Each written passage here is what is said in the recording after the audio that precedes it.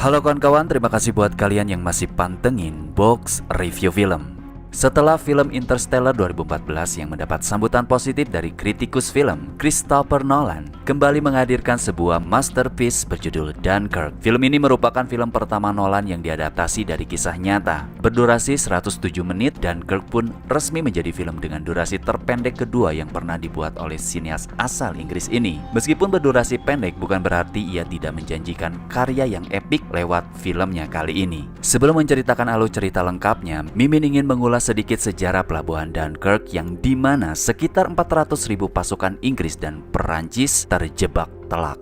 Mereka terdampar di pinggir pantai sekitar 1 minggu, sedangkan pasukan Perancis berusaha menghalau musuh di area perbatasan. Pasukan Jerman hanya berjarak beberapa mil dari pelabuhan Dunkirk. Perancis bagian utara 10 km dari perbatasan Belgia. Di pelabuhan itu ratusan ribu tentara Perancis dan Inggris tengah berkumpul dan bersiap-siap mengungsi ke Inggris. Ibarat menunggu ajal, ini akan menjadi pertarungan dengan jumlah tak imbang. Dengan 10 divisi panzer dan 133 divisi infanteri dan pasukan bermotor, Jerman akan menjadikan pelabuhan Dunkirk sebagai ladang pembantaian prajurit Perancis dan Inggris. Sekali pukul saja, 338.000 tentara yang sebagian besar adalah tentara Inggris itu sudah pasti tewas. Posisi mereka sudah benar-benar terjebak untuk menyeberang laut dan menyelamatkan diri ke tanah Inggris.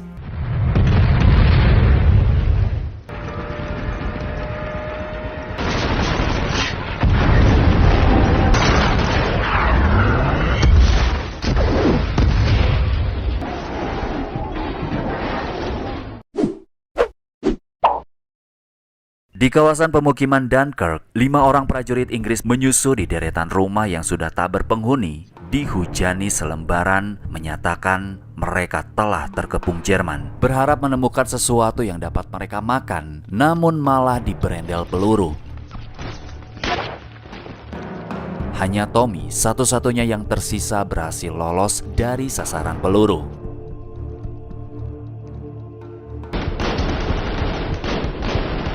Ia kembali ke area pantai, langsung disuguhkan sebuah pemandangan memilukan, di mana ribuan tentara Inggris dan Perancis berharap cemas di tengah keheningan dan ancaman bom, serta mayat-mayat tergeletak di samping mereka. Sampai pada akhirnya ia melihat Gibson yang sedang mengubur tentara lain di pantai. Saat itulah Tommy membantu Gibson dan perjalanan menyelamatkan diri mereka pun dimulai.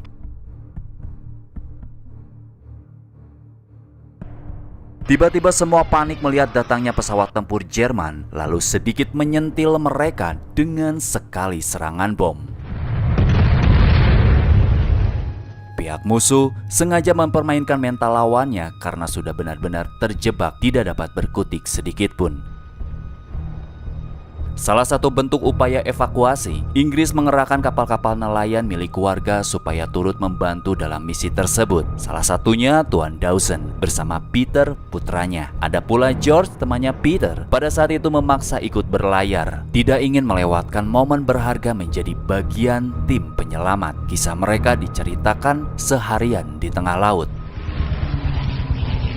Selain itu, 3 pesawat tempur Royal Air Force dikerahkan guna memberikan serangan penuh perhitungan untuk menghalau pesawat-pesawat Jerman yang kerap menjatuhkan bom di Dunkirk. Operasi tersebut dijalankan oleh pilot Ferrier dan Collins, serta komandan keduanya. Awal penerbangan mereka melihat kepulan asap di Dunkirk, serta 1 unit kapal tempur 036 Inggris sedang menuju ke sana. Tuan Dawson menyaksikan pesawat Royal Air Force baru saja melewatinya. Tidak lama dari itu, berpapasan dengan kapal 036 berlawanan arah.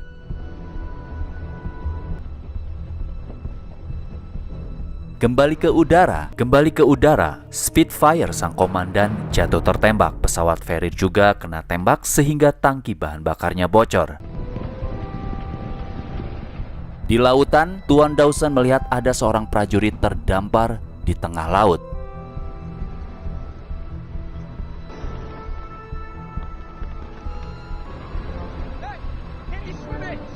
dibawalah ke atas kapal dalam kondisi trauma. Di scene ini belum terungkap apa sebenarnya yang telah terjadi di Dunkirk yang membuat prajurit tersebut syok dan ketakutan. Disinilah awal tragedi itu terjadi. Kenapa ada kepulan asap di Dunkirk dan misteri di balik kapal 036. Tommy dan Gibson berlari membawa seorang prajurit terluka sekaligus dijadikan siasat mereka agar dapat menyelinap ke atas kapal.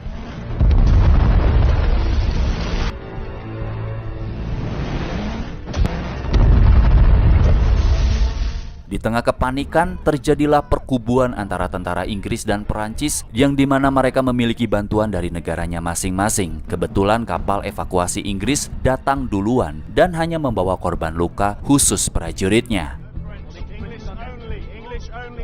Tommy dan Gibson terus berlari menerobos dermaga. Setelah korbannya diantarkan, mereka berdua langsung diusir.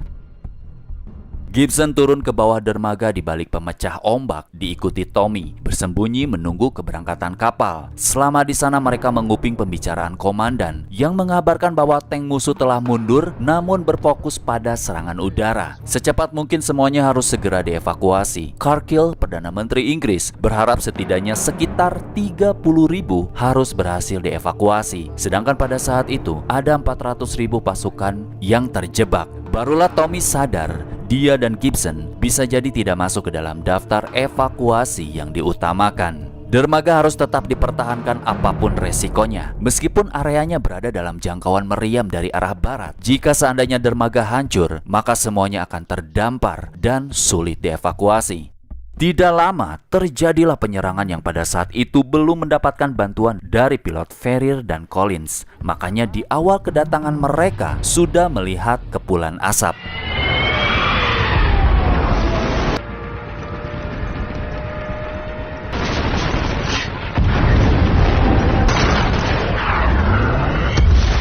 Menyebabkan tenggelamnya kapal yang harus ditarik menjauh sebelum menimpa dermaga. Para awak kapal pun berhamburan keluar.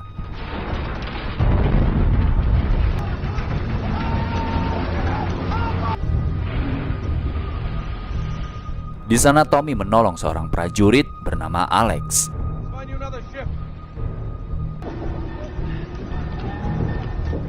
Akibat kejadian itu, nampaknya jadi keberuntungan bagi Tommy dan Gibson dimasukkan ke dalam kelompok evakuasi. Mereka diantar kembali menuju kapal yang lainnya yang baru datang, yaitu kapal 036.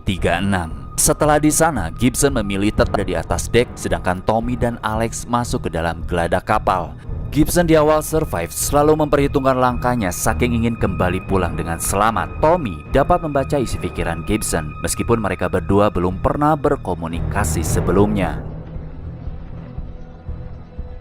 Kembali ke cerita Tuan Dawson yang pada saat itu mulai mendekati kapal Inggris dalam kondisi mengeluarkan asap hitam. Si prajurit panik dan tidak ingin kembali ke Dunkirk, lalu dibawa masuk supaya dapat beristirahat. Di atas udara, pilot Ferrier dan Collins berusaha mengejar pesawat musuh yang hendak meluncurkan bom ke arah kapal 036. Collins berhasil menembak pesawat musuh, namun ia kembali diserang balik sehingga pesawatnya jatuh ke bawah. Ia memilih tidak terjun menggunakan parasut dan tetap di dalam kapal melihat gelombang air laut sedang tenang.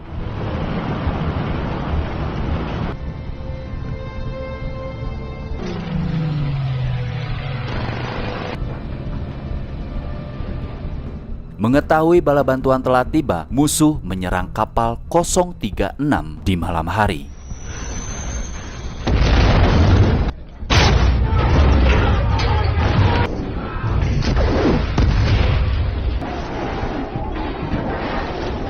Meskipun dalam kondisi terdesak, Gibson berusaha membukakan pintu geladak sehingga Tommy dan yang lainnya berhasil keluar. Dalam kejadian itu, muncullah sosok si prajurit yang kini telah ditolong Tuan Dawson. Ia tidak mengizinkan Tommy dan kawan-kawan naik ke atas skoci dikarenakan sudah tidak muat. Si prajurit berontak dan memaksa Tuan Dawson putar balik tanpa sengaja menyenggol George sehingga ia terpental ke bawah dan mengalami luka parah.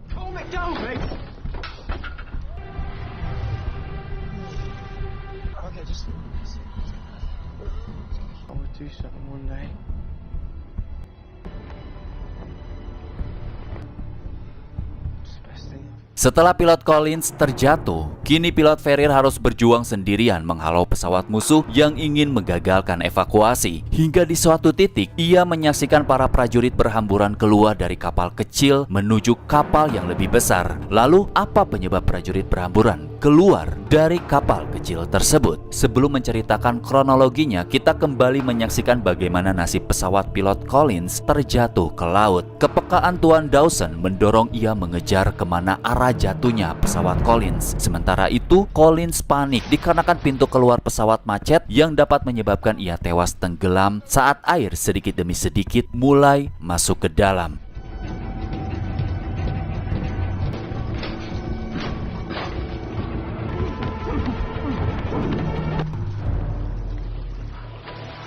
Kembali menceritakan kronologi berhamburannya prajurit keluar dari kapal kecil. Kejadiannya berawal setelah Tommy dan kawan-kawan mengalami insiden kapal tenggelam. Akhirnya mereka semua harus kembali lagi ke pantai.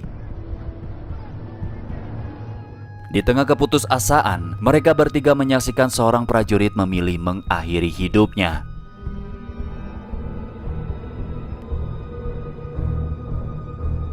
Saat itu, arus air laut berbalik menyebabkan mayat korban tenggelam kembali hanyut ke pinggir pantai.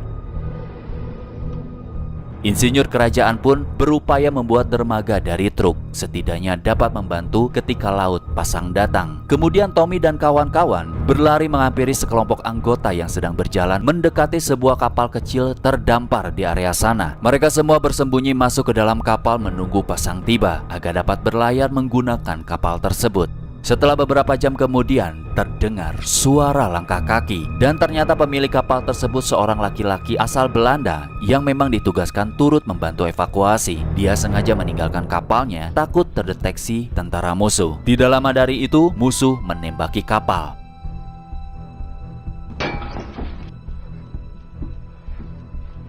Terjadilah kepanikan melihat air masuk di balik lubang bekas tembakan. Semuanya memutuskan harus ada sukarelawan yang keluar demi mengurangi beban supaya kapal dapat mengapung. Alex memilih Gibson karena dicurigai sebagai mata-mata Jerman. Dilihat dari gerak-geriknya yang tidak pernah bicara, barulah Gibson mengaku ia sebenarnya prajurit Perancis yang sengaja mengenakan seragam Inggris agar dapat segera dievakuasi. Seketika kapal mulai mengapung. Namun hujaman peluru mengakibatkan kapal tidak mungkin bertahan lama dan sudah pasti tenggelam. Tommy dan kawan-kawan berhamburan keluar berenang menuju kapal yang lain. Sayangnya, Gibson terjebak seorang diri sehingga ia harus tewas setelah berjuang melewati masa-masa sulitnya. Di sisi lain, kapal-kapal nelayan telah tiba mendekati dermaga. Semua orang bersorak gembira.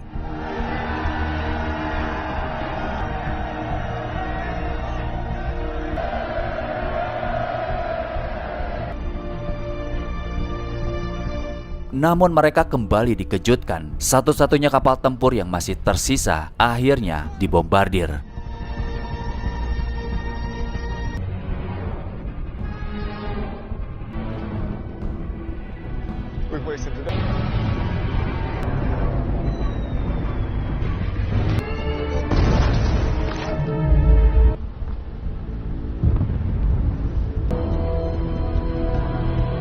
Target musuh selanjutnya adalah kapal-kapal nelayan. Pilot Ferrier menjadi penentu menghentikan serangan musuh yang dapat membinasakan semuanya. Sebagian awak kapal yang selamat berusaha berenang dalam kondisi tubuhnya dipenuhi oli. Kapal-kapal yang lain segera mengevakuasi prajurit di dekat dermaga dan pinggir pantai.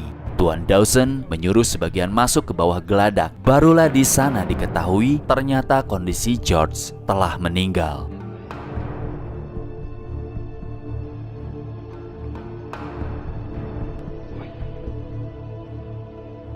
Tommy dan kawan-kawan malah mendekati kapal yang telah dibom, sedangkan musuh berbalik arah mencoba menyerang kembali untuk meledakkan kapalnya.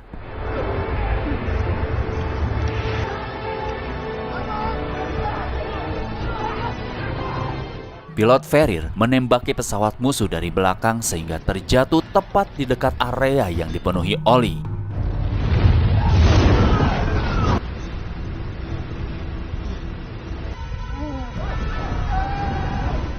Sejenak, proses evakuasi berjalan tenang, namun tiba-tiba satu pesawat musuh meluncur lakukan serangan kilat.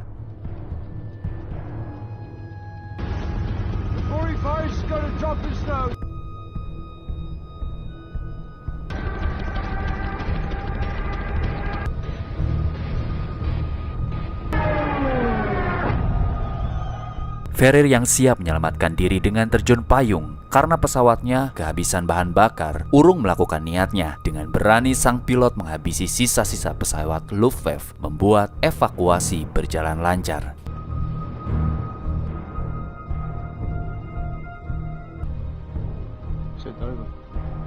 Evakuasi berjalan lancar dan kini telah sampai di stasiun kereta api. Hampir semua prajurit diam membisu, seolah pulang sebagai pecundang.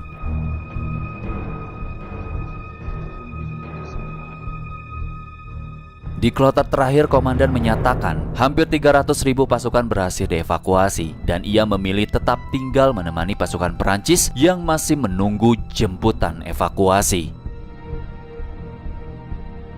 Peter mendatangi kantor surat kabar supaya perjuangan George diabadikan.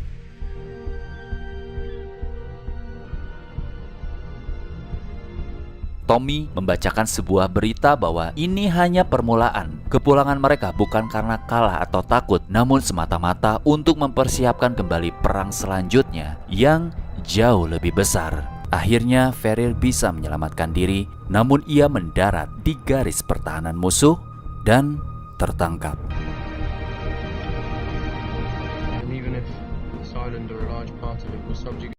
Pada hari pertama 27 Mei 1940 sekitar 8.000 pasukan berhasil dievakuasi. Namun dalam hitungan 8 hari setelahnya ada sekitar 338.000 pria berhasil melarikan diri dari Dunkirk, termasuk 139.000 pasukan Prancis, Polandia, Belgia, juga sejumlah kecil lagi tentara Belanda. Pada 29 Mei, kapal perusak Angkatan Laut Kerajaan Inggris, Wakefull, ditorpedo dan tenggelam dalam hitungan detik. Serangan itu melayangkan 600 nyawa. Diperkirakan sekitar 3.500 tentara Inggris tewas di laut atau di pantai, bersama dengan lebih dari 1.000 warga Dunkirk dalam serangan udara. Bahkan mayat-mayat mereka mengambang kembali ke pinggir pantai ketika adanya arus balik. Selama proses evakuasi itu, mereka yang belum mendapatkan kapal harus ketar-ketir menunggu di pantai. Bahkan ada yang berjam-jam harus merunduk hingga sebahu di dalam air. Sejak Hitler menggagas rencana mencaplok Eropa Barat pada 10 Mei 1940, laju pasukan Jerman di bawah komando Jenderal Hans Guderian memang sudah tidak bisa dibendung sekutu, terutama Perancis dan Inggris. Sekutu termakan strategi Jerman, yang tipu daya Jerman ternyata berhasil mengecoh gabungan tentara Perancis-Inggris hingga terbelah dua. Umpan Jerman yang memusatkan kekuatan besarnya dengan menyerbu Belanda dan Belgia termakan oleh Perancis-Inggris. Sebaliknya, dari sayap kiri, yaitu Pegunungan Ardennes, tank-tank dan pasukan bermotor Jerman terus menerobos leluasa hingga mampu membelah kekuatan Perancis-Inggris di Dunkirk. Jenderal Guderian dan ribuan pasukan hanya sejengkal dari Dunkirk, tinggal tarik pelatuk. Ratusan ribu tentara Inggris-Perancis dijamin mati konyol di sepanjang pantai pelabuhan Belgia itu. Tiba-tiba semua berubah total. Dewi Fortuna masih berpihak pada Perancis-Inggris tanpa bisa dimengerti dan ditawar oleh Guderian. Hitler memerintahkannya untuk berhenti. Orang nomor satu di Jerman itu menitahkan Guderian untuk tidak maju selangkah pun ke Dunkirk. Jenderal Guderian pun taat. Ratusan ribu tentara Prancis-Inggris akhirnya selamat. Dunkirk gagal menjadi ladang pembantaian. Itu justru karena perintah Hitler sendiri. Ini menjadi blunder. Apa maksudnya Hitler menghentikan laju pasukan Jerman menghantam musuhnya? Sampai kini, perintah Hitler untuk tidak menghabisi semua tentara di Dunkirk itu masih menjadi teka-teki yang belum terpecahkan dalam tragedi Perang Dunia Kedua di Eropa Barat. Mungkin kawan-kawan bisa menambahkan di kolom komentar. Operasi penarikan pasukan di Dunkirk adalah mimpi buruk sekutu pada Perang Dunia Kedua. Walaupun terbilang berhasil membawa pulang ratusan ribu prajurit dari daratan Eropa ke Inggris, namun peristiwa tersebut telah memberi pelajaran sangat berharga yang ikut menjadi penentu akhir perang. Mengira sekutu akan kembali menyerbu daratan Eropa melalui Calais. Setelah apa yang terjadi di Dunkirk, Angkatan Perang Jerman membangun pertahanan yang sangat kuat di sepanjang pantai Calais. Namun pada 1944, intelijen, taktik dan logistik sekutu sudah lebih maju dengan adanya bantuan Kesekutuan Amerika Serikat. Operation Overlord 6 Juni 1944 di Normandia, barat laut Prancis yang dipimpin Jenderal Dwight D. Eisenhower, giliran menjadi awal mula Jerman untuk bermimpi buruk.